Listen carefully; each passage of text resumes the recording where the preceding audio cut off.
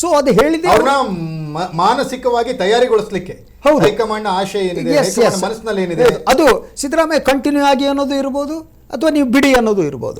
ಅದು ಹೇಳಿದ ಮೇಲೆ ಈಗ ಅಲ್ಟಿಮೇಟ್ಲಿ ಸೆಕೆಂಡ್ರಿ ಏನಿರೋದು, ನೀವು ಒಂದು ಕನ್ವಿನ್ಸ್ ಮಾಡಬೇಕಾದ್ದು ಡಿ ಕೆ ಶಿವಕುಮಾರ್ ಅಲ್ಲ. ಇಷ್ಟು ಒಂದು 10 ನಿಮಿಷದಲ್ಲೇ ಮೀಟಿಂಗ್ ಮುಗಿದ್ಬಿಡ್ತಾ ಅಂತ ಅಂದ್ರೆ ಇದು ಸುದೀರ್ಘ ಚರ್ಚೆ ಅನ್ನೋ ತರದ್ದು ಏನಾದ್ರೂ ಇಲ್ಲ, ಪ್ರೀ ಪ್ಲಾನ್ಡ್ ಅನ್ಸುತ್ತೆ. ಅಂದ್ರೆ ಇದು ತೆಗೆದುಕೊಂಡ ಮೇಲೆ so Congress high command especially Rahul Gandhi ಅವರು ಆಲ್ರೆಡಿ ಈ ಮೀಟಿಂಗ್ ಕರೆಯಬೇಕಾದ್ರೆ ಒಂದು ತೀರ್ಮಾನಕ್ಕೆ ಬಂದಿದ್ದಾರೆ. ನಮ್ಗೆ ಗೊತ್ತಿಲ್ಲ ಅಷ್ಟೇ.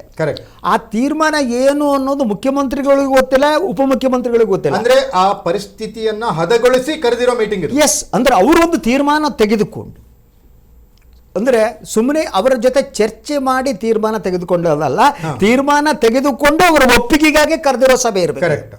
ಸೊ ಹೀಗಾಗಿ ಬಹಳ ಸುಲಭವಾಗಿ ಅವರ ತೀರ್ಮಾನವನ್ನು ಹೇಳಿದ್ದಾರೆ.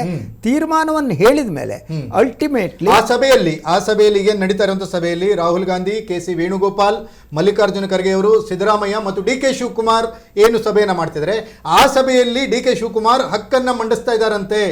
2023ರಲ್ಲಿ ಕರ್ನಾಟಕದಲ್ಲಿ 135 ಸ್ಥಾನಗಳನ್ನು ಗೆದ್ಕೊಂಡು ಬಂದ್ವಿ, ನಾವು ಪ್ರಚಂಡ ಬಹುಮತದಿಂದ ಆಡಳಿತಕ್ಕೆ ಬಂದ್ವಿ, ಬಂದಾಗ ನಡೆದಿರೋ ಮಾತುಕತೆಯನ್ನ ಪ್ರಸ್ತಾಪ ಮಾಡ್ತಿದಾರಂತೆ.